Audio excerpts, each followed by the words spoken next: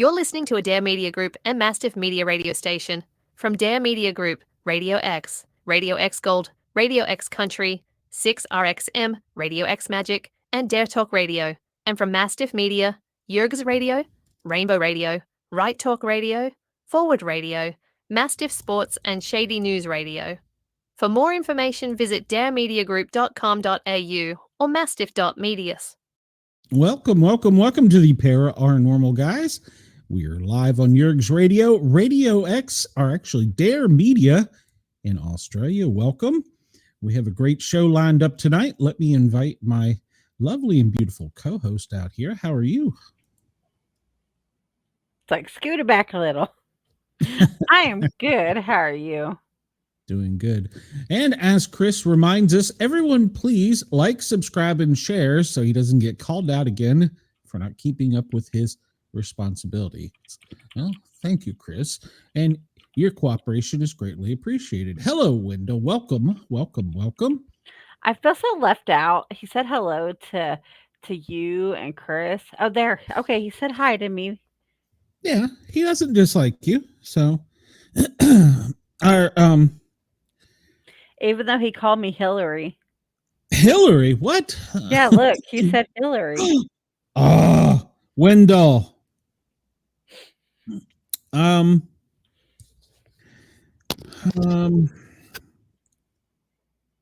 on a minute. Let me send the link again because our guest is having some problems. And well, while you're doing that, I'm gonna go grab my phone. No, well, go grab your phone. I'm just gonna send him the link again so that he can come in and see us. All right. So everybody, welcome. Tonight we have two comic book artists lined up, and one of them is specifically Bigfoot related. He's trying to get backstage now, so hopefully he'll get the kinks worked out. And then the next one we've had before, Corissa. She's here in East Tennessee. She does a super hero comic book that's like a how do I want to describe it? It's kind of like Buffy the Vampire meets the Wild West. So let's bring Ethan out. Hello, Ethan. Hi. Hello. Hello, Welcome, Ethan. You are a webcomic designer, and I've been following your stuff today, reading your book, and it's pretty dang good. Thank you. I appreciate the compliment. I'm glad to be on this show. I've never done anything like this before. That's all right. Sometimes the link is corrupt when we send it, so I don't know all the time if when I send it out if it is correct. So Ethan, tell us a little bit about yourself and welcome. We have quite a lively chat tonight. So if you see any questions over here on the right, I will highlight them for us to get you to answer for them. Sure. Hello, everybody. My name's Ethan. Online, I'm often known as one of them. I'm 26 years old, born and raised in New York City. While working, the normal 9 to 5 that everybody else does, I am an amateur webcomic creator, author behind the webcomic Detective Bigfoot. It's nice to meet you all. Oh, okay. How did you get this idea? It's actually pretty dang good. So, this idea was sort of years in the making. Where to start? So, just to get this out there, I am autistic, pretty much born that way. Because of that, I've always sort of felt like an outsider no matter where I grew up with. Sort of cope with that, I sort of fell in love with fiction, a lot of TV shows, cartoons mainly, many with supernatural elements. Ben 10, Danny Phantom, that kind of stuff is what I grew up on. As a hobby, what I did in my free time growing up is I just create characters that I love whenever I just had the free time, just to sort of crave exercise I'd made for myself. Just eventually, one of the ideas I came up with was a idea of a conspiracy theorist type character. And quickly, what I thought about is, what if that type of character, the conspiracy theorist that is like super crazy and believes in all this weird stuff, was itself a conspiracy theory. And obviously, that's where Detective Bigfoot came from. I thought it'd be fun to have like this conspiracy theorist style detective that was, a conspiracy theorist himself, tackle all these supernatural mysteries and conspiracy theories and just see what happens. Well, that's it. It's an idea within an idea. So I like that. Our first question comes from Wendell. He wants to know if you've ever seen a Bigfoot. Not in person. I did go to the Cryptozoology Museum in Maine, sort of part of research for the webcomic. They had a couple of Bigfoot exhibits there. It's a great museum. If you are ever in Maine, I would highly suggest you check it out. Okay. Well, I am also on the spectrum, and so are my children. So I completely understand the whole finding topics and things that you get obsessed with, because I do the same thing. That's why I started doing podcasting, because it helped with my stimming and everything else. Honestly, yeah. I mean, working on this has like really helped with mine. Just putting the weird ideas in my head out into reality.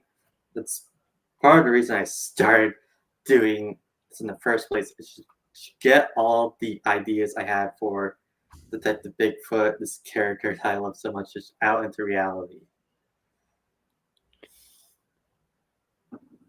He's pretty cool. I'm up to, I think, chapter 6, and you've got you're up past 13 or so, right? Yes, I believe currently, I can check. Let's see here.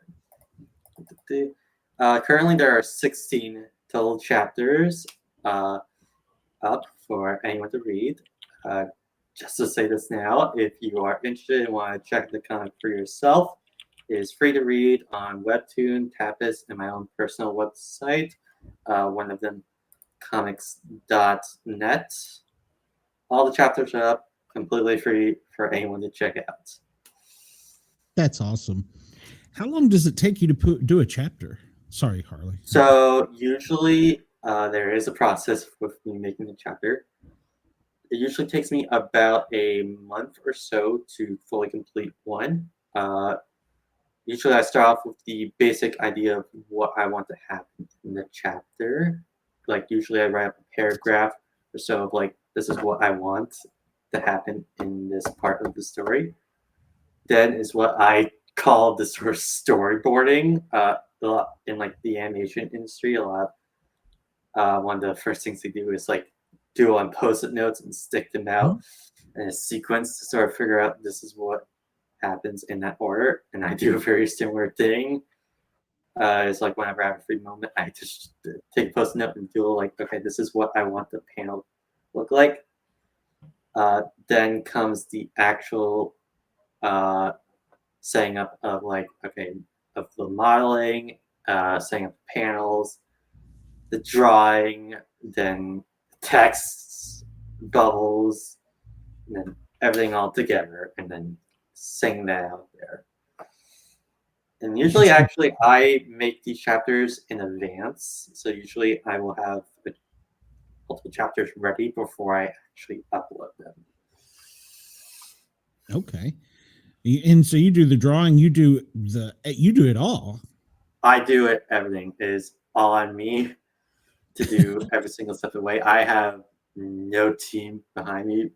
I've had to learn everything myself. which probably has affected the quality. I'm not gonna lie. I'm an amateur at this. Anyone who's a real artist can probably easily tell. But I do the best I can. I've done Every my amateur best. starts somewhere. Exactly. Yeah.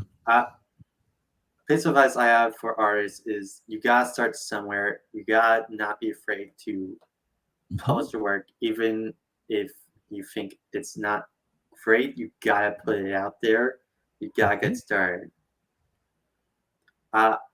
I was really inspired by other artists that have done similar things in the past. Some of my favorite comic creators have started similar. So I had all these ideas and I want to get them out there. So I'm like, no matter how much of a perfectionist and how much I want this to be perfect, it's not going to be like that. I want them out there. So you just gotta do it. I know me personally, but has being neurodivergent, has that caused issues with any of your doing comic books? Because I know me personally, it does affect like communication skills that I have with people at times, and Uh, my brain, like, I'll start, and Glenn has seen this. I'll start talking and then completely change the subject to something else. So has that ever happened to you, to where you're starting a chapter and then your brain's like, "No, we'll go do this way." So yes, actually, I've always viewed my autism as sort of a double-edged sword. There are positives and there are negatives. Don't lie about that. There have been parts, like exactly where you said, where I've had thoughts about chapter. I've had multiple ideas about where a chapter or parts and scenes of chapter that I wanted, but I had to cut because another part of me wanted to go this way and another part of me wanted to go that way. And sometimes I felt like the chapters had affected the quality of a chapter.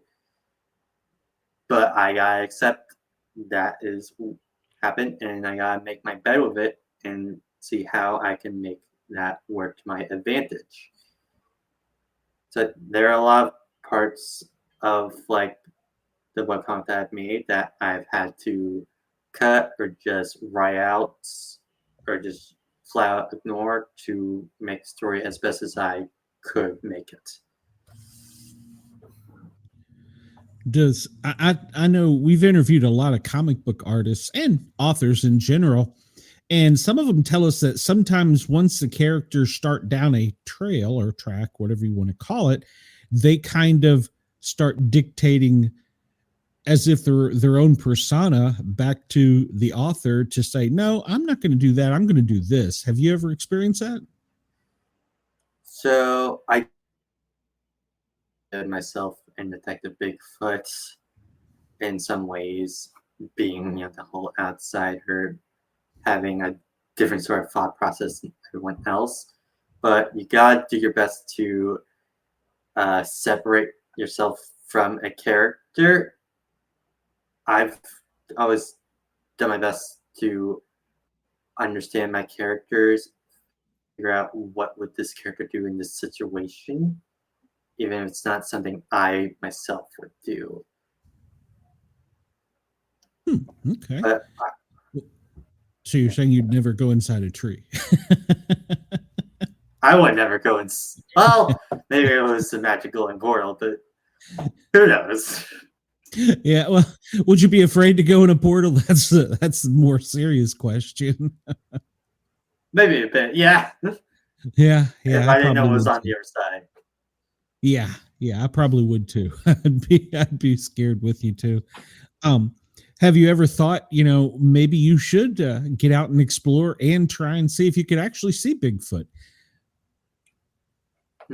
I have thought about that. I've been wanting to head out over to, I think it's called Mount Vernon over in Washington State. I think that's where a majority of Bigfoot sightings are at. That's something I definitely want to do in the future.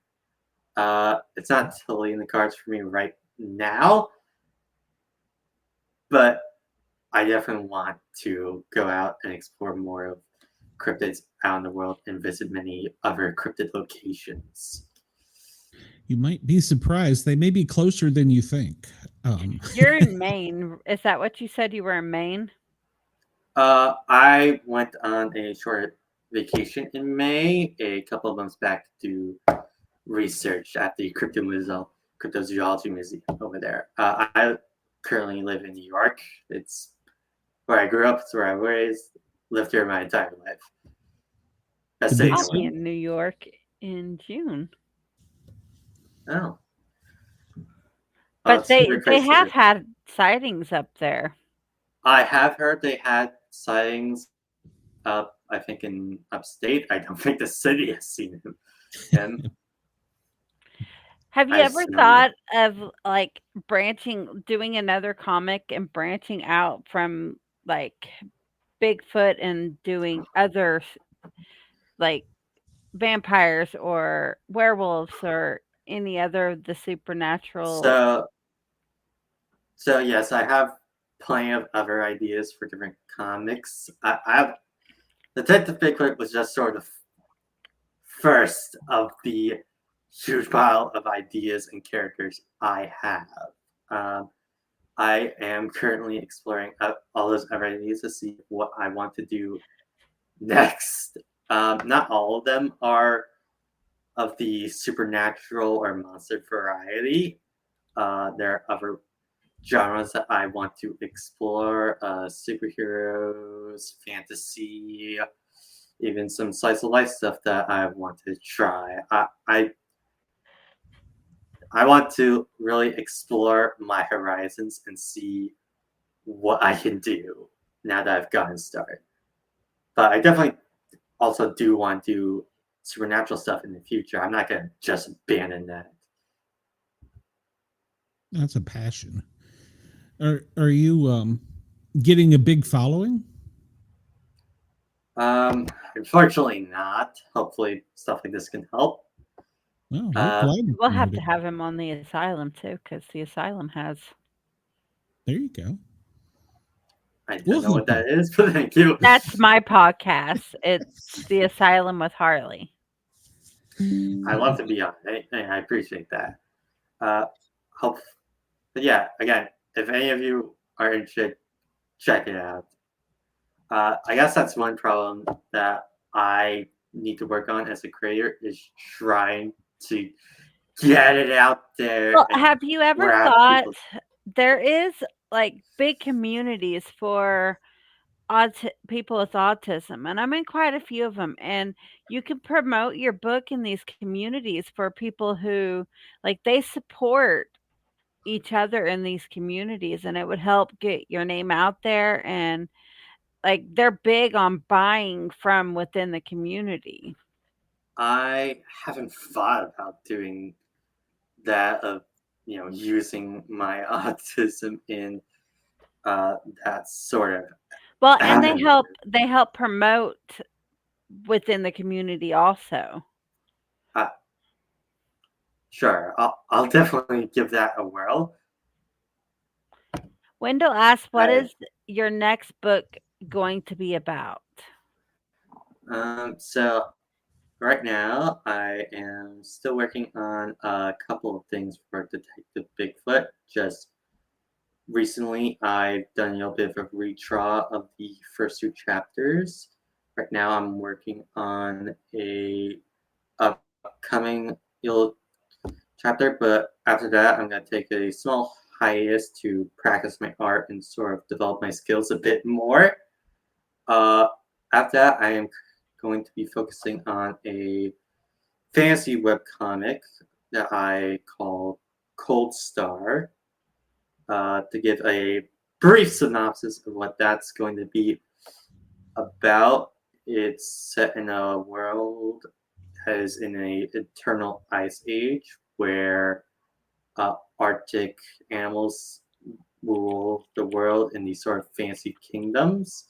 It follows the journey of a lost penguin prince and his journey of reclaiming the throne that has been taken from him dodgeball. He goes against the mysteries of the world and how it truly came to be. Wow. That's That awesome. sounds good. Yeah, that sounds good. We've had, like I said, we've had several authors on and comic book artists. A lot of people say that it's harder to write a comic book than it is an actual book. What do you think? I can definitely agree with that sentiment. I think the main difference between those two types of media is with webcomics or comic books in general, you also have to think about the physical component of it, meaning like the pictures have to work with the words that you are putting to them. With books, you can rely on the individual reader to use your words to make up the visuals in their mind.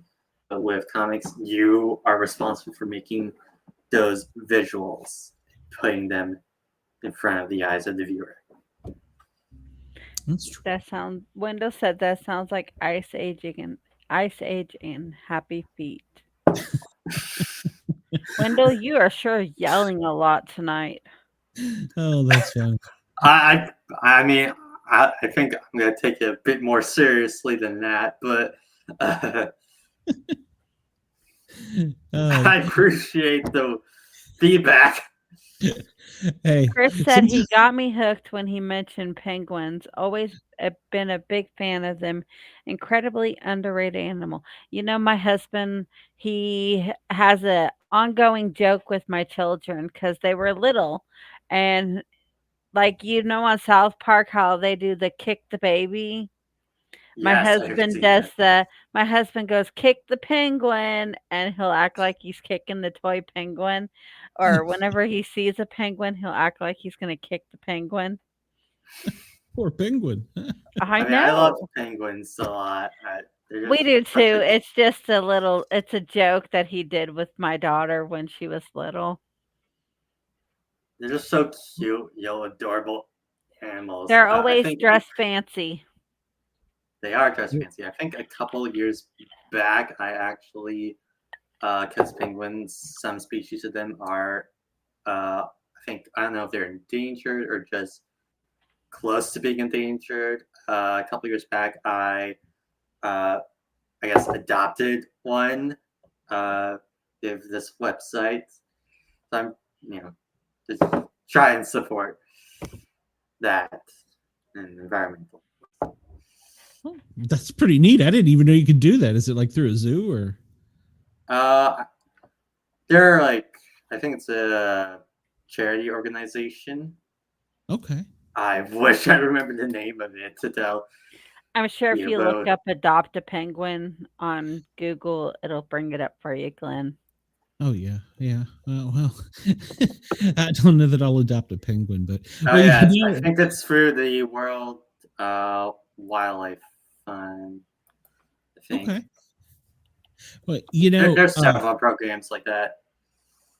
The penguin started in Gotham City in the sewers. So who's to say there's not some? I've heard there's all kinds of animals in the sewer in New York City, so I don't know, but yeah, we got crazy stuff in the city. Since you mentioned Batman, I mean, I'm a Batman fan myself. That's one of the inspirations for the character. When coming up with the character, I tried to draw inspirations from other detectives like that, like Batman, other sort of Norse style detectives. I wanted to make the character this sort of brooding loner figure that thinks he's as smart as his room. And that's true. Just all about that mystery. And Bigfoot does have all the tech too. He's got that weird tech. He's got Sherlock on his side. He's an inventive character that's really smart and clever. So, what's your favorite thing about Detective Bigfoot? That is a tough question to ask.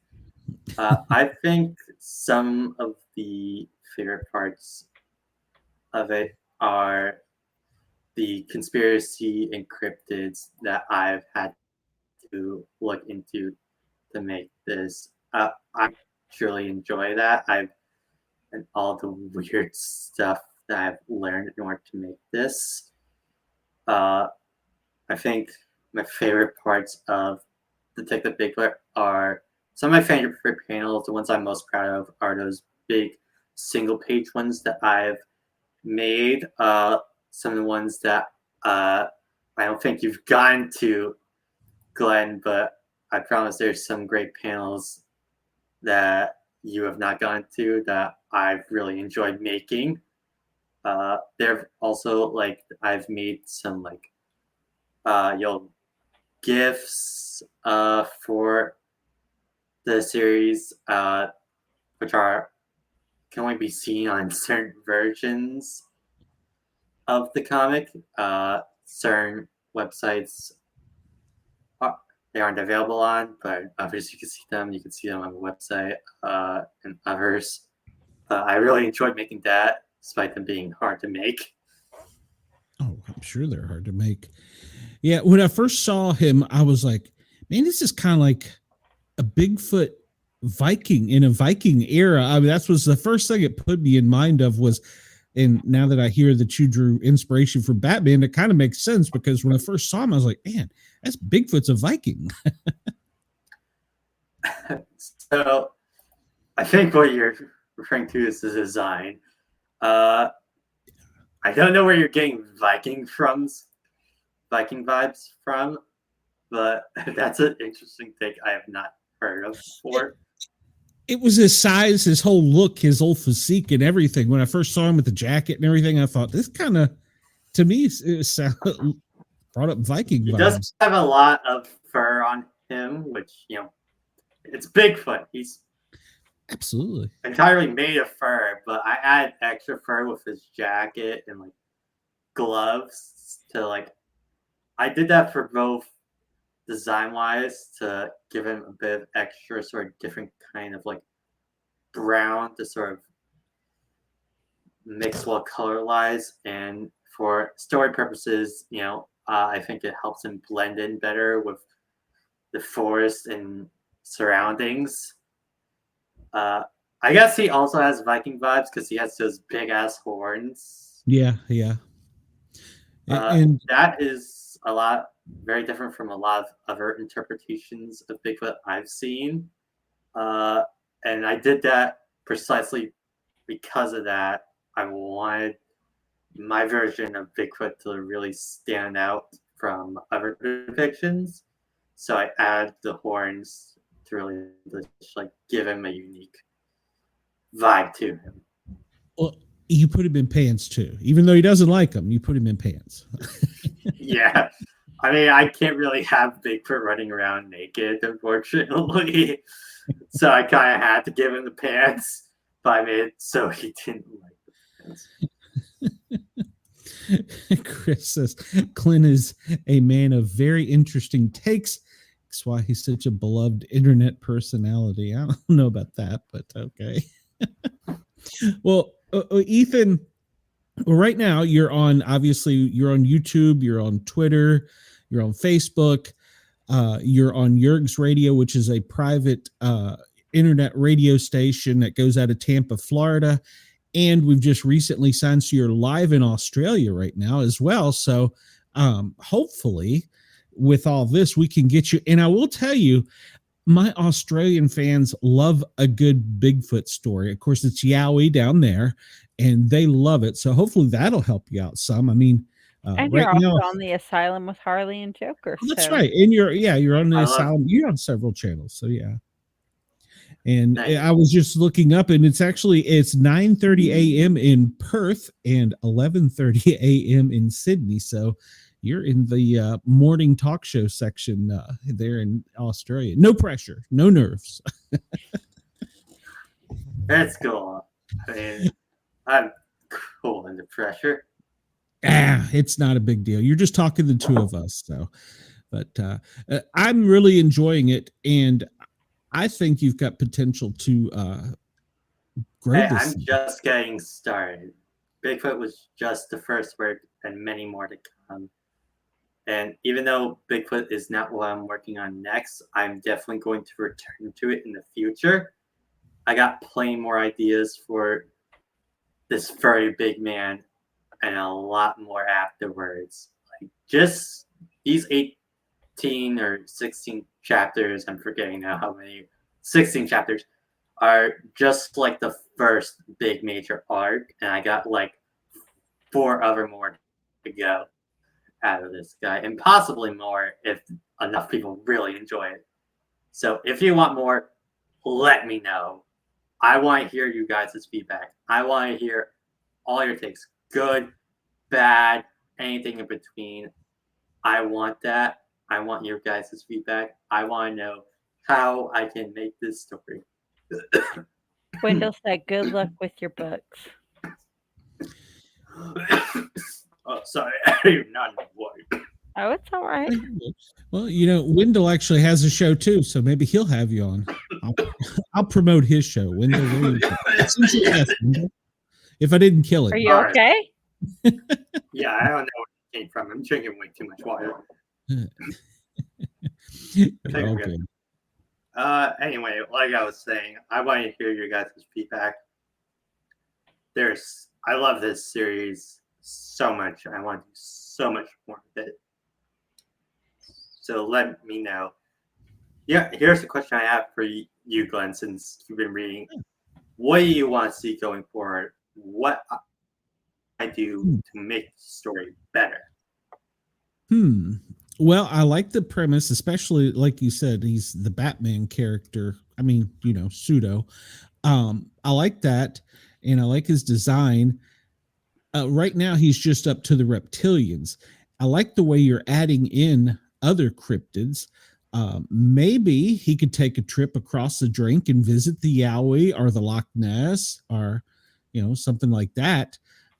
And then, of course, there's other cryptids too. You even got mermaids and stuff in there. So I like the interaction. So the more cryptids you can get in, the better for me. So definitely, Glenn. There's gonna be a lot more cryptids going forward. Just you wait. You would be surprised how many of them there are. I'm actually working on a book about the cryptids of Tennessee, and I started my I research. I have a whole book about cryptids. I've looked into so many cryptids. Well, I mean, you are in the like middle. I've considered. He's in the middle of doing a podcast right now. I have so many ideas of I've had so many ideas of what cryptids and conspiracies I wanted to include. There's just too much. I couldn't include all of them, so I had to cherry pick which ones best fit the story I wanted to tell for this. But there's gotta be a lot more going forward. I started off with the more well-known cryptids so far. Of course, we have Bigfoot. You've probably already seen the Loveland Frog. You've seen the Lizardman. I think coming soon, if you're on chapter 6, you said, which means he's about to deal with the Chupacabra, which is a real fun character. Yes, and you got a lot more of that to come. That is an awesome idea, Wendell. He said you can make him able to cloak and ride in a UFO.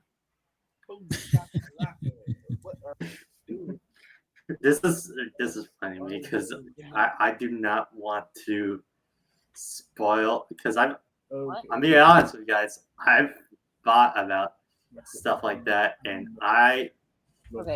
trust me, there's gonna be UFC. I wasn't gonna sleep because we literally got fucking and aliens coming soon. I promise you that. All right, fine, we'll sleep. God. In future chapters and future story arcs, I'll just tell you guys right now, the next major after these 16 chapters, when I do return Detective Bigfoot. Come on, Kyle. Sort of like my plans I could for tell you were going bored when forward I is sorry. My future plans for this series, I think I'm gonna have Bigfoot sort of go on a globe-trotting adventure all across the world, meaning a lot more cryptids, a lot more mysteries, a lot more of what I think is what you guys are interested in. I promise you that. I don't want to say any more to spoil it or give it away. You're just gonna have to wait on it. Oh, sure. Well, like let's see, up there near you, there's also Mothman. So you have Mothman. Man, there are so many. And then if you, like you said, you take him on a world traveling tour. That'll be like the next major arc. Maybe he can do a team up with some of them too. Oh yeah, I could definitely see them doing that, teaming up with some new allies and some old enemies. Wendell's right, up there in the Northeast, there's Dogman, which some people say is also possibly a werewolf. Dogman is a lot more aggressive though, so be careful of him. There's a lot. There's Dogman, Goatman. There's a lot of men. That's right. I forgot about Goatman. Yeah, that's up in Vermont, I think. So yeah. So, Vermont. And then just put like any animal and then man at the end of it, and exactly. It's some weird corner of the world. What if in Antarctica there's a penguin man? You never I'm know. sure someone's going to have seen something. There's a cryptid in pretty much every part of the world. I think there's like a cryptid in every state. Yes, I there once is. watched a video that like went into depth of that. We have I live in Georgia, and we have, of course, the Bigfoot, and then we have down towards Savannah, there's supposed to be a river monster, and then you go over to Alabama and they have the Alabama white thing, which is a ghost Bigfoot, so to speak. So yeah, and the South is loaded. Here in East Tennessee, where I'm in Tennessee right now, Knoxville. There is, oh gosh, what is the name of it? Wampus cat. It's a female. It's almost like the Egyptian cat, except it's a local thing, and people have seen this here frequently. Is the weird part. So yeah, there's like you said, they're everywhere. So, and how do we know they're not really out there? We don't. I mean, I've talked to people that said they've petted one. So maybe they are, maybe they're not. To be completely honest, I only like half sort of believe in all these cryptids. I don't 100% believe they exist. I don't 100% believe they don't exist. Maybe they do, maybe they don't. I haven't seen proof they don't exist, but I haven't seen proof that they truly exist. Well, I'll tell you, when you get out into the woods with, and we can hook you up with some researchers, even up in that area. When you get out in the woods and you hear one take a breath right beside you or let out a scream, that's when the oh shit factor hits you and you pucker up. So I don't doubt that they do exist, because I've seen too many crazy things. That's right, half woman, half cat. So Catwoman, that's literally a Batman character. Yeah. So, yeah. I've definitely had a few, maybe paranormal experiences in my life. I have a couple stories if you want to get into. Yeah, go ahead and tell us. Oh yes, we do. Okay, so the first paranormal experience I had happened when I was pretty young. I think I was around 7 or 8 at the time. I had like this nightmare or bad dream as kids do. I went to sleep in my parents' bed, but I still had trouble sleeping. So I sat up on the edge of the bed, and then appeared next to me were two figures I'd never really seen before. Both were like a bit taller than me. One was a figure made out of like complete silver chrome. His head was just a complete flat orb of this stuff, and the other was this silhouette of like a cartoon bear that was completely black, but not like made of like solid shadow. It was like broken up into tiny floating bits in the outline of like one of those cartoon teddy bears. But when I looked closer, it looked more like they were bugs taking up this shape. I just sort of sat there looking at these two in this complete silent darkness until I think I fell asleep. It was just this completely weird experience that still sticks to me all these years after. Were you scared? At the time, no, because when you're a kid, you do not process that kind of stuff. You really realize how weird it is until years after the fact. But looking back, that's just so odd that happened to me. Another paranormal sort of experience happened to me while I was in college. It was of late fall, if I recall correctly. I just came back to my dorm from a long night of classes, and I saw like my walls were completely wet. Like it was like sweating almost. They were drenched to the touch. I've never even seen anything like that before. I thought, oh, I have a ghost or something like that. It hadn't even rained in a while, which made it even weirder. I could not think of any logical explanation of why that happened. I called up maintenance to look at it. They explained some techno mumbo jumbo that I still don't understand. And it's just another weird experience. At least it wasn't blood. Yeah, at least it wasn't blood. But of course, I've had others. So to get into this next bit, I'll tell you about what I currently actually do for a living.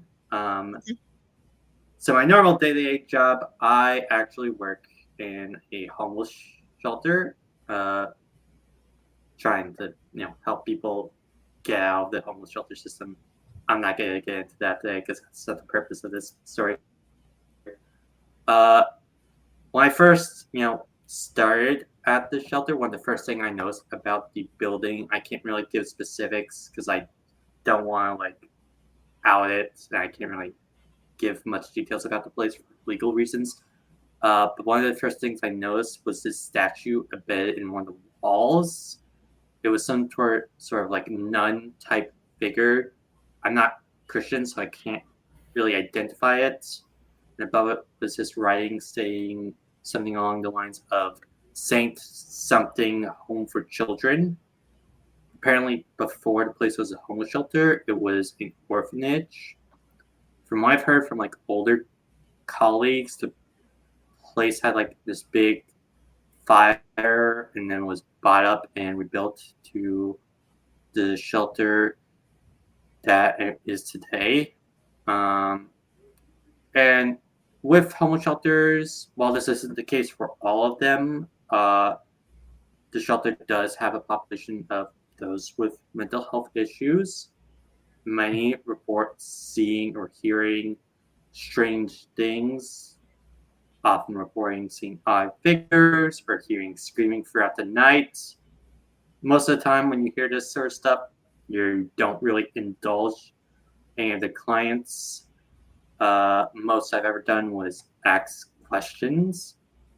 But I've myself, when I've been working late, have heard screaming down the halls. One time I engaged a client in their room They were like held up in the corner, shaking. I kneeled down to sort of check on them, asking them what was wrong. She said she was hearing voices and that there were children talking to her too. I asked her if she needed help. She mumbled something under her breath that one of them was behind me. And I just felt this cold chill down my spine. And then there was this loud knock on the door. This scared me standing straight up. Thankfully, it was security and not a murderous child ghost who came and helped deal with the clients. But also there was this other time when I was in an elevator, another client that I didn't really recognize joined me in the elevator. We were riding up. We stood quietly in the elevator as it slowly rose up. She mumbled something along the lines about children waiting for her, and then the elevator stopped and opened up. No one was there to wait for the elevator. I saw down the hall, because the elevator was sort of facing down this hallway, there was a figure moving around the corner. I didn't get a good look of it, but judging by the size of it, it seemed to be like a child. I turned to look at the client, and she just straight up disappeared on me. What? That's crazy. Those are some of the major instances that stood out to me. Currently, we've moved from that location because it's currently under some renovations that I can't get into detail for. I think it's just because the city or whatever organization got wise of the ghosts and are trying to deal with them. Well, good night, Wendell, and be safe. Don't let Bigfoot get you. Bye, Wendell. Thank you for joining us. Wendell's one of our regulars. Chris says, you create something with penguins, the Loch Ness Monster, and Medusa, and I'm pre-ordering it immediately. I'll think about it. All right, there you go. As a paramedic, I've been in and out of. That's my full-time gig, or it was when I worked. I've been in and out of places like that before, and had interactions. And then, of course, I've also been in facilities that were very old and had some strange interactions too. So you really don't know if those stories are real or not, but they will certainly make you think twice about things. So I know one of the hospitals we used to go to frequently, they had a door that security used to get so mad they would go and lock it, and it was an automatic door, and they would just turn the automatic portion off so it was locked. And they used to get so mad they'd say, these damn kids come in at night and play, and it's the ghosts, and they keep opening and closing the door. And we came in there one night, and the door was opening and closing. The security guard was standing outside having a cigarette. I'm like, what? He's like, it's the kids. I'm like, what? So luckily I never really truly feared getting hurt by child ghosts. There have been a couple times I've been more afraid of being hurt by one of the clients. There have been a couple of times like that. But that's stories for different days. Absolutely. Well, you can always come back and tell us more stories too. That doesn't mean we're not handicapping you to one thing. So, but I constantly get off topic on every show we have. I don't stay on one topic at all. Yeah, that's part of autism. I think it's also part of good conversation. You get to know more about the person and, learn their background. That's true. I love learning about you guys today. No, well, we're a strange lot too, so you're not alone in that. I'm a weird comic book geek myself, and I go out in the woods and look for Bigfoot. So there you go. If we weren't weird, then what are we doing here, right? Exactly. My chat's full of weirdness. So life is boring when it's ordinary. The Exactly. the out of the ordinary is fun and spontaneous. Yeah, we need more weirdness and whimsy in this world, especially nowadays. And having the tism, you're never ordinary. Never, never, never. Exactly. And I find that to be one of But the good things about I it. always have this philosophy. Everybody is slight autistic. They just don't realize it. Mhm. I There's could definitely different variations of it, and I can see, like, I personally know, like myself, I could tell with me having it, I could tell when other people have it. Like my best friend's son, I told her, I said, you need to get him checked for autism and ADHD. She said, why? I said, because he's got autism and he's ADHD. And she said, how do you know that? I said, well, usually when you have autism, you could pick up on it on other people. And like every autistic person has like they it's considered like their one superpower that they're better than everybody else at. So what do you consider your one superpower? Ooh. Oh, God. I don't know if I really even agree to that part Cuz like about my this. son, my oldest son, he's going to college here in the fall to be a graphics designer, and the being able to focus and hyperfixate on the doing the graphics design, because he's done like my thumbnail for my show, and he's done quite a few other thumbnails for other shows for other YouTube streamers. So he is being able to get hyper fixated on that. And I mine think is being able to read people very well. I think for me, it's coming. One of the things I guess I'm particularly good at is coming up with all these ideas.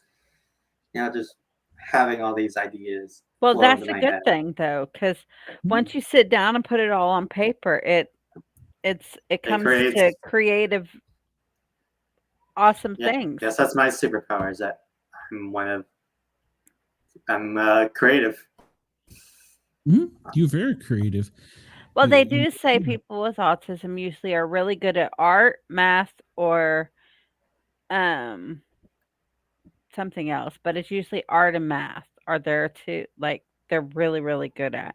And you I've prove heard that that. you're really good at art right there. I mean, I would hope so. I mean, I still consider myself an amateur. Well, everybody starts out as an amateur one time or another and go from there Exactly, and become really famous. And and I definitely here am you go. looking forward to improving. Yes, I am looking forward to improving. you only become a professional when somebody pays you for it. So I mean, we're amateur podcasters and we had to start somewhere, and we're slowly building our viewership up, and that's my go-to is, well, We're this is all starting technically somewhere. considered arts because and hell, I don't know what I'm doing half the time, so I just wing it. So I don't either, Is but anyone?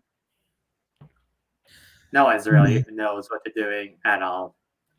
I believe that everyone's just making stuff up as they go along. that's life. You never know what you're doing. You have to make it As up as you go. absolutely, absolutely. I, Do you still read comics or? oh yeah, I'm a big comic guy. I love reading comics. It's something I do. I have like a huge comic collection. You My should whole click family. that comment right there because I don't have that privilege. Chris says, no idea is bad when you break it down. If it doesn't work out, you have discovered something, then the next person doesn't need to focus on saving them the time and resources. True. True. I agree. Yeah, Yeah. my whole family has been collecting comics for a very long time.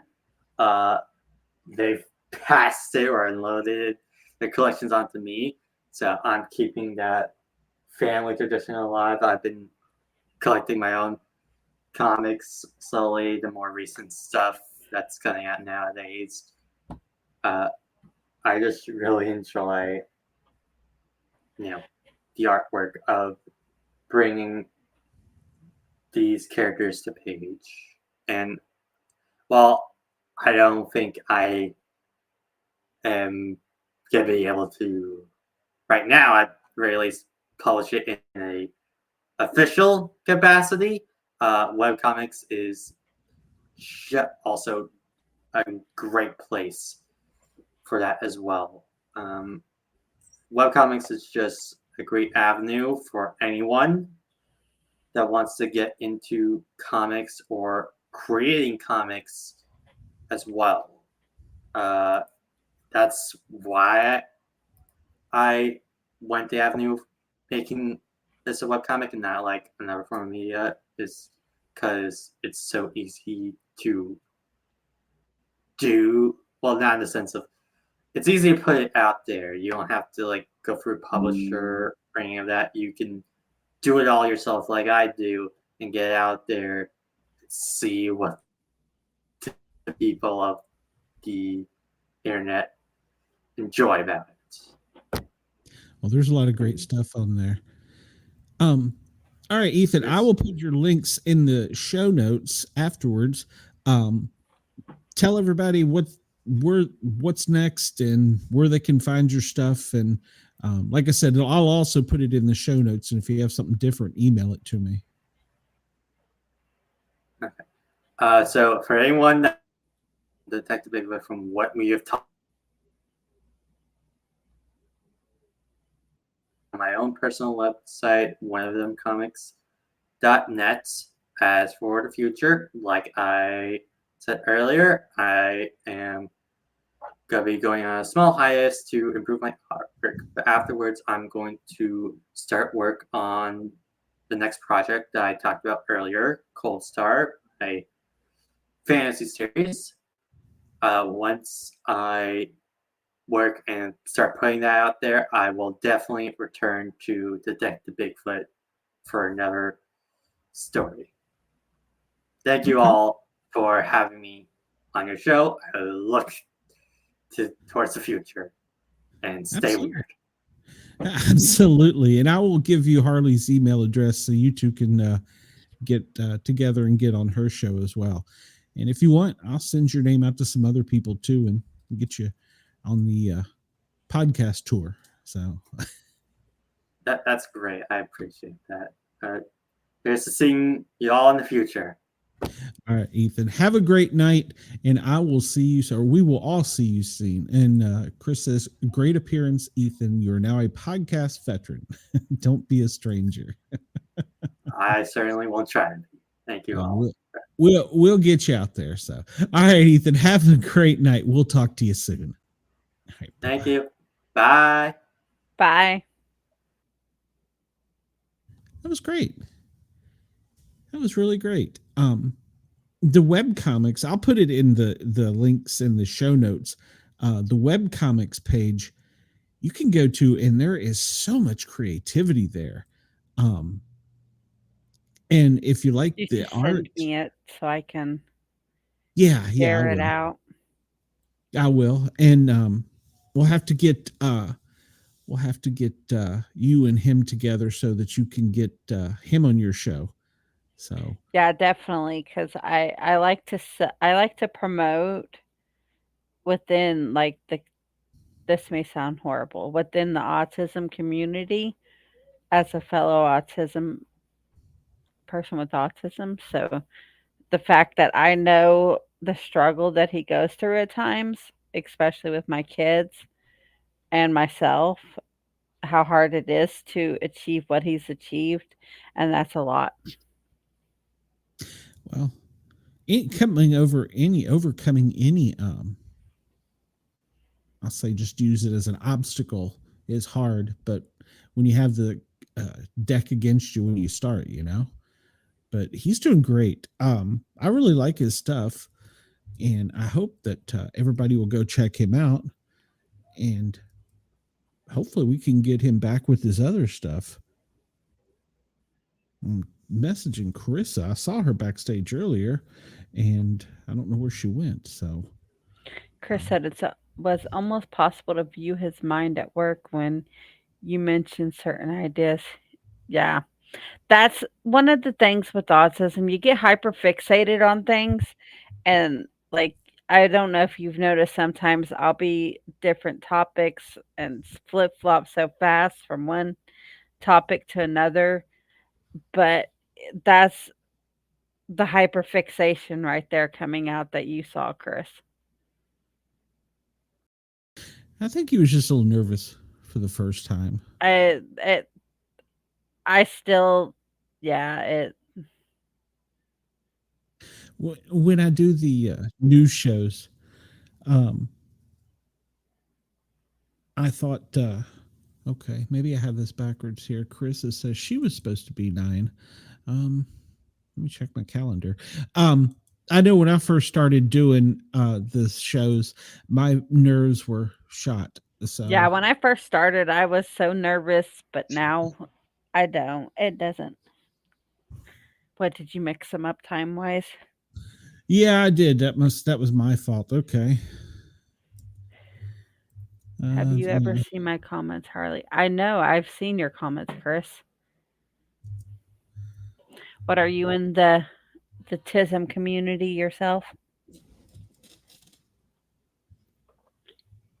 Well, And the reason I drink so many energy drinks is because it quiets my brain. It really does. I can't imagine that with all the energy buzzing through there. Well, see, my son, when he was in kindergarten, we used to give him coffee before he went to school because it helped him focus better. Like, people with ADHD, if you give them stuff that's supposed to help boost your energy, it does the opposite.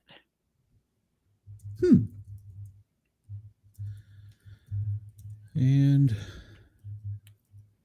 well, Carissa says she can't come on this late.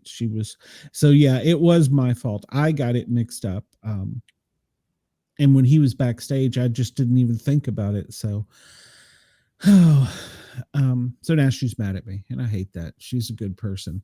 I'll try and get her back later. I mean, occasionally these things happen. Sometimes with technical difficulties and things. I think he was trying to work out the computer stuff, and I got fixated on helping him get backstage, and I didn't see Carissa, and I must have just associated that was because he was on at 9, but obviously that is incorrect, and she had reserved the 9 o'clock many months ago.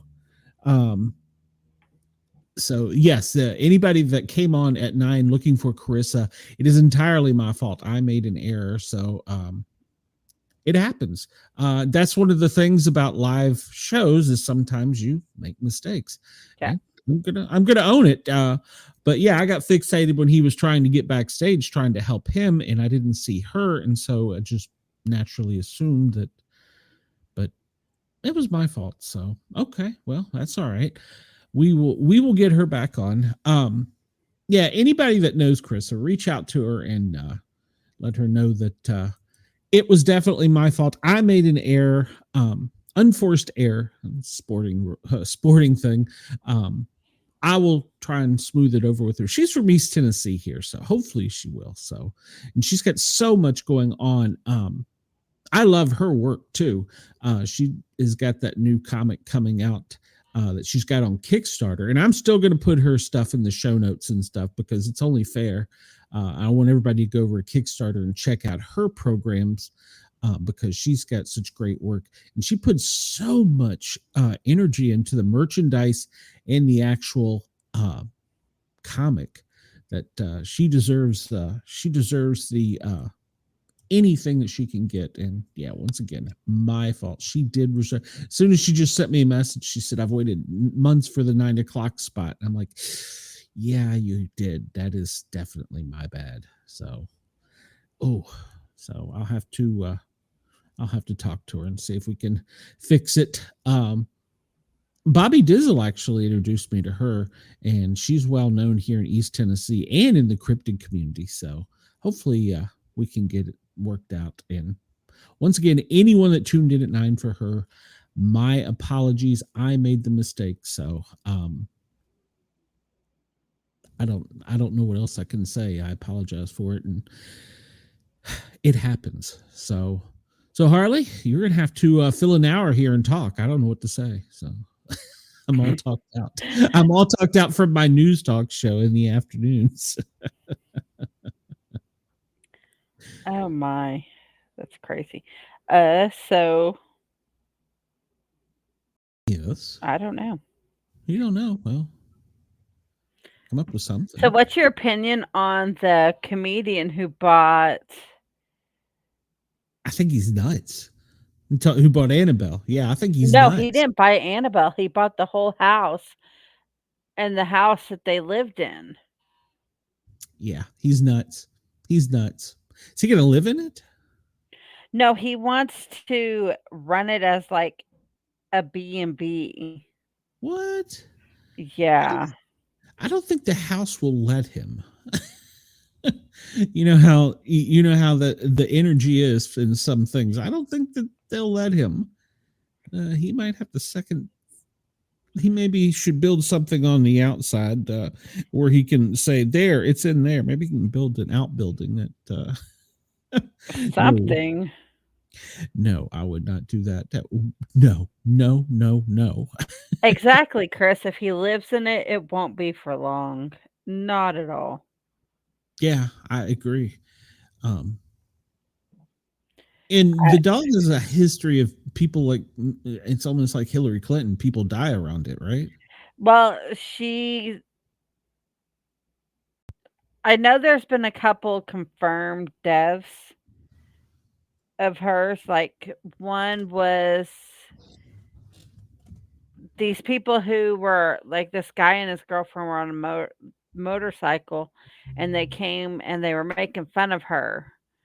And after they left, whether it's true or not, but it's all a coincidence that right after they left her, they got in an accident and died. And then there's been several priests who have they've had heart attacks, but they're the ones who have blessed her and made it where she's they've done the whole encasing to where the evil's encased. But there's been several priests who's had heart attacks, and then her handler died, and they're not sure how he died yet. What is her backstory? Where did obviously it's a Raggedy Ann doll, but she must have been some little kid's doll or something at some point. Yeah, she was a kid's doll, and like the family called the Warrens out because this doll was possessed and was causing evil things to happen in the house. And then of course, it ended up in their museum because, well, it's one of the most possessed items that the Warrens had. And before, when Lorraine gave the handler the doll, she told him, "Do not take this out of its case. It is the most possessed item we have in our possession." And what did that dumb guy do? He took it out of the case several times. And his wife told him herself, "Have you noticed every time you touch that doll, something bad happens to your health?" And then, like, on the tour, they took that doll on tour, and the plantation caught fire that she was in. The whole plantation burned to the ground. And then a jail, 11 inmates escaped from a hole that was the size of Annabelle. Did they catch him? I don't know. Okay. Yeah, very But there's creepy. so much stuff wrapped around that evil ass doll. That's like the David doll. No, the Robert doll. That's the one down in Key West. Yeah. If you take a picture of this doll, you're cursed. Unless you apologize to that doll in writing or in person within 24 hours, and then you're cursed. Like, I know there's people say it's all a hoax, but I believe this shit because there's too much coincidental stuff, and I follow this medium on YouTube, and I went down a rabbit hole watching her videos of things that she's watched. Well, she's done. Like she went and interviewed Annabelle, and she had these big noise canceling headphones on as the person in the room was talking to the Annabelle doll, and she's just answering whatever the Annabelle doll's telling her, Mhm. and like things that she was telling the medium had no clue even happened, like the motorcycle. The girl in the room asked her, "Have you killed anybody?" And she said, "Yeah, they laughed at me." What? Yeah, Annabelle told the medium, "Yeah, they laughed at me and they died on the motorcycle." Oh, okay. You know, it's funny you bring up the Robert doll in Key West. I was back and forth in an email with the I guess he's the curator for that facility, or maybe he's the owner, I don't know, down in Key West. And I wanted to have him come on, and he said absolutely not, no way. And I was like, why? He's like, we need to keep this down here in Key West, and once I put this out, it'll be everywhere. And I'm like, well, that's kind of the purpose of a show. He's like, no, absolutely not. I'm like, That okay. doll has over 1,000 spirits in that doll. Yeah, Like, that is the most possessed doll ever. yeah, he will do shows and stuff down there, local TV, but he won't do anything outside of that. I was really taken back by even his aggressiveness I mean, with the that right idea. there just shows how serious that is because of how he's like, "No. Nope, nope, nope." Yeah, yeah, yeah. He's like, you don't want any part of this, and we're not going to do it. Okay. I was like, I well, I don't mean, know that I I I believe in it, I but wouldn't want no, I wouldn't go see the Annabelle doll. Like, even in the pictures of the Annabelle doll that people have taken, there's some that I was gonna show when I did talked about it on the show, but I couldn't find them because the pictures were deleted. There's yeah, of course they were deleted, but there's, like, this face, this black face in the glass that she's encased in. okay. What what in the glass keeps it in there? Is it a special glass? Is it No, the glass is surrounded by pages from a Bible that has been blessed, and then, like, they did all this special thing to keep the spirit in the case, and they have to redo it every couple months, but it's, like, wrapped in pages by a blessed Bible and all this other crazy stuff that keeps her that you're not supposed to take her out because that's stupid. But no? now he wants to go and put her back on tour. She's not going to like that. Yeah, So no, we'll be no, seeing no. on the news here before long that was found dead. He's been Clintoned, so I mean, he kind of cursed himself when he bought this house. that's what I'm thinking. He must not believe it.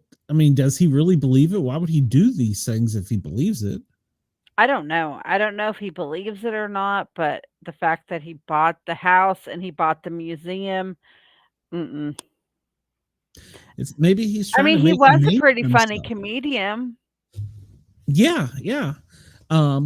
He started on TikTok, didn't he? Yeah. Yeah, I've seen some of his stuff. Um, yeah. Well, good luck Key to word him. there was because, well, we don't know what his future holds because, well, he bought the Warren Museum in their house. Yeah, no, thank you. Chris says I it's a mean, mixture of arrogance and stupidity. Yes, yes, it yes, it is. is. I mean, they've got the new Conjuring movie coming out of theirs, and I really want to see it because it's like they went to this one house where there was like this really evil spirit in it. And they're telling this story about this house that they went to try to, or it was somebody who was possessed. I think it was someone who was possessed, but it's the most evil spirit that they've dealt with, like worse than Annabelle. So No. No. I will mess with things out in the woods that are big and furry and make lots of If noise, but I I won't. can't see it, I don't want no part of it.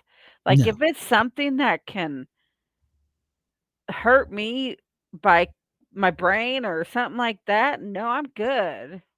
Well, I'll tell you a story, and I won't mention names because they've been on my show several times, and they're working on I think it's his third, maybe his fourth movie, and he was out in the woods with one of my teams actually, and they were doing we'll just call it a mission, but he was doing the where he is blindfolded and has I forget the name of it. It's the radio that continues playing different stations. It's just static, and when you hear a word, you say it. And so he couldn't hear what the programmer was asking him. Only he could hear was the FM radio. He couldn't see anything. He was totally disoriented. And um, it was I was there for that. It was good. Um, there were some things found. There was some data that was learned from it. Well, when he got back to the studio, he ran it through and was processing it to get the background noise and stuff out. And he still had his AI setting on. And he started seeing down in the closed captioning, there were words Wow. that AI heard that no one could hear. I haven't seen it yet. He's holding it for the movie release. I don't blame him.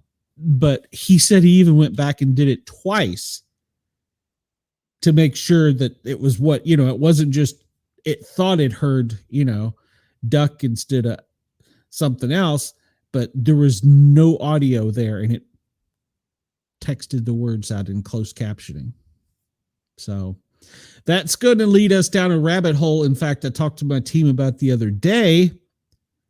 What's to stop you from taking just a cell phone or a video camera and going to a location, just setting it down, recording it, and then asking questions? And then, of course, obviously come back and listen to it. If you don't hear anything, run it through AI.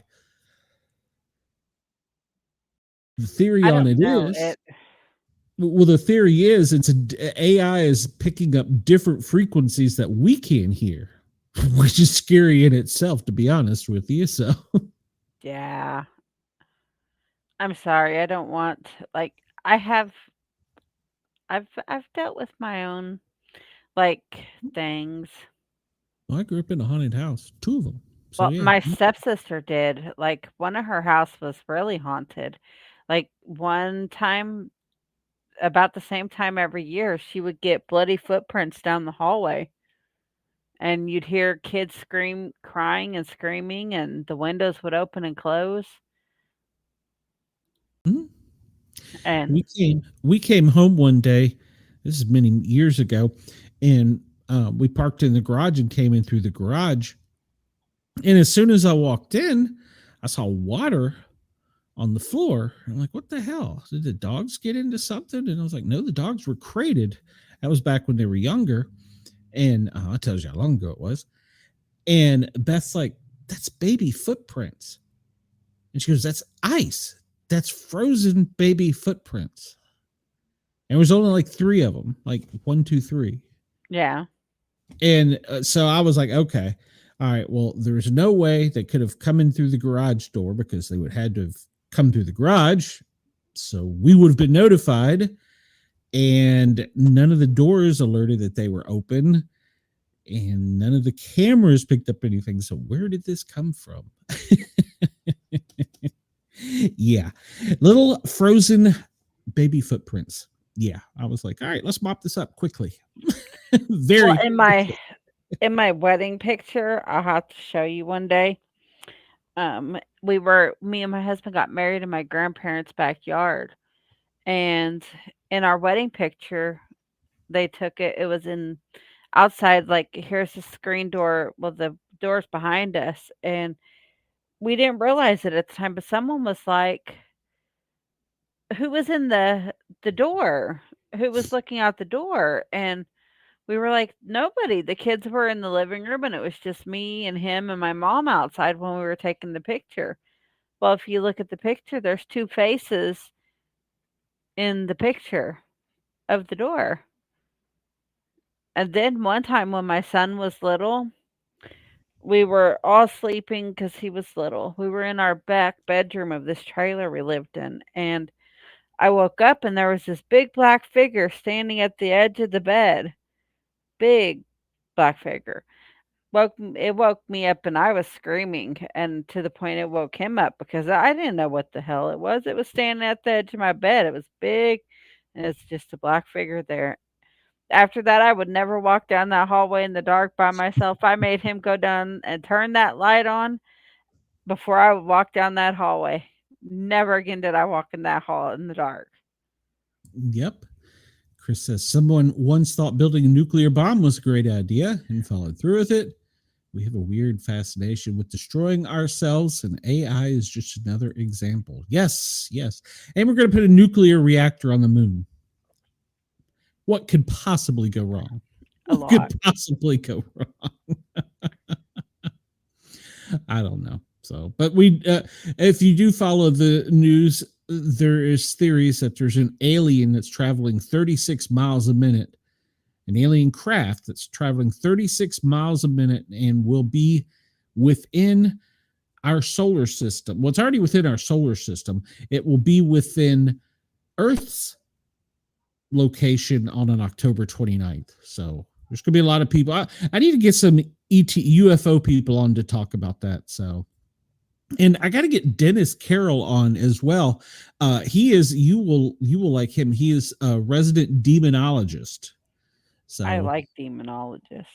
I was going to have him on, but that's when I had to take a break from doing the show. So I had to reschedule him. So I'll get him back on. Yeah, that would be great.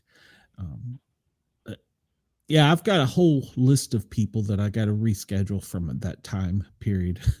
It was bad. And then I got to try and make it up to Corissa. I got an author you could bring on.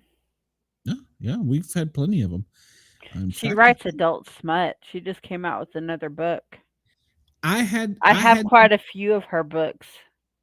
I don't want to know, but I had the director Vic Legina on and his expose book. So yeah. Well, she wrote one of her books is called Make Her Bleed. Oh. All right. That sounds more like a horror. No, it's adult smut. Very. Cheyenne might like that. So you two can talk. I actually had her on my show before when she came out with one of her other books. Oh, okay. And she just came out with another one. She's really, really nice. Her name's Erica Bradley. Well, reach out to her. Let's get her on.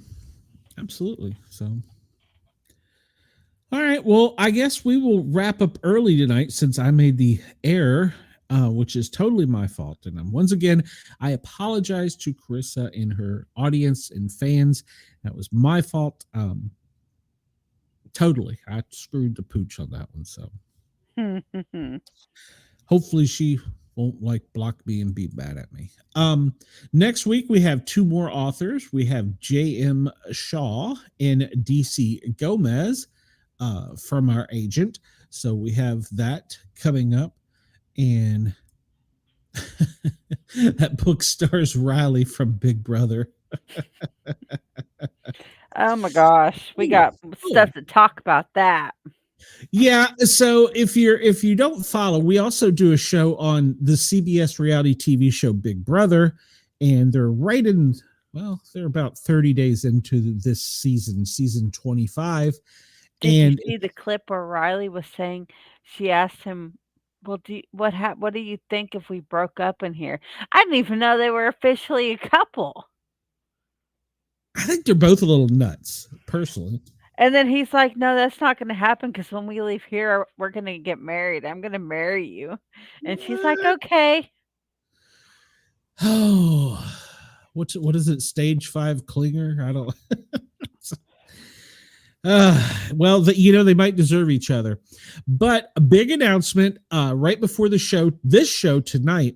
I was emailing back and forth and messaging with a former CBS reality TV house guest in Big Brother, and she did other shows. Woohoo. And not this Thursday, obviously not tomorrow. It was too soon. But next Thursday, 10 o'clock, you can tune in. We are going to have a former house guest of Big Brother. So have all of your questions ready. That'll give you a little over a week to formulate here your it is. questions. And I said, are you still under an NDA, non-disclosure agreement? And she's like, no. So we can, we can ask pretty much anything. So, I sent you my picture, my wedding picture with the faces in the door. okay, I'll take a look at them. So that's big news. We will get her on Thursday. So I'm excited about that. And then I have another guest lined up. Haven't got a date set yet. It should be a Sunday show. And I should also go back and we should revisit. We had the author that wrote the Big Brother Encyclopedia. We should probably have him back on again this season. So he was a good guest. So Are we going to do Sunday the 17th show later? I don't know why. What is Sunday the 17th? I don't get off work till 10 o'clock. We'll start it a few minutes late. Yeah. Oh no, that's the let's see. That's this weekend. So, Yeah, that's what I'm saying. This Sunday coming up. well, we can start a few minutes late or I'll just start talking. So I'm pretty good at filling 2 hours, so I think I can handle it. There should be plenty to talk about. So yeah, we'll be running a few minutes behind, but we'll be fine. But now next Thursday, you got to be on time because after the live eviction, she's coming on and she's going to tell us inside scoop and what's going on. So looking forward to that. And Who are you hoping gets evicted?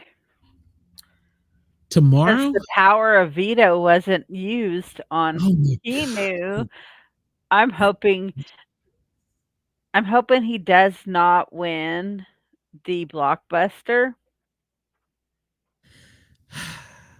I'm kind of hoping Zach goes. I really am. And I'll tell you why. Well, I don't want to spoil it, but I'll tell you this. I want him to go because of his Whining. dumb game move, for one. And let's back up. One, his arrogance that he said he doesn't understand why he's up so early and why is he on the block. So one, his arrogance. Two, his dumb game move. And three, $10,000 isn't going to take you very far. You could have won $750K there, Bubba. But he was so mad at Ava, he was not going to give her the money. And she never knew. She didn't know nothing about it. She didn't care. Yeah. She was happy with the $2,000 that she won. Yeah. So no. So I hope he goes for that reason. That and he's now switched off of Lauren and it's Morgan. So he's flip-flopped. So well, if that goes, Lauren will have nobody. That is true, but he has been more up Morgan's butt than Lauren's here lately. I think those are going to be the only 2 votes for him if he stays.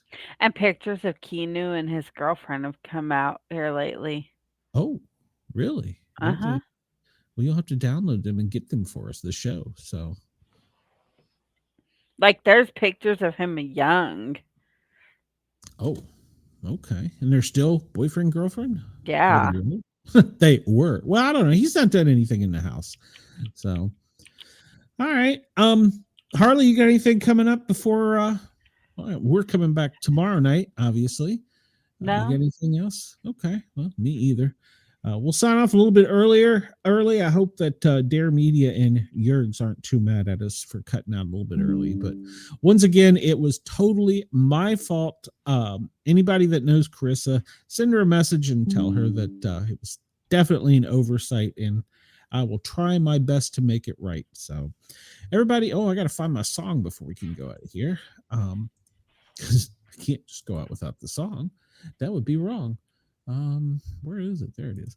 And then of course I will be back tomorrow at 1:00 to do the Sportcat's Daily Gazette. Brain cramp. Don't even know what the name of my own show is. Good Lord. No. Because he thinks he's manipulating Morgan just to secure her vote. I don't disagree with you. No. Hopefully he doesn't get it. Well, hopefully he doesn't stay. So, all right, everybody.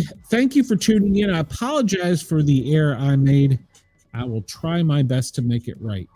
I was looking forward to this episode. Everybody have a great night. We will talk to you soon.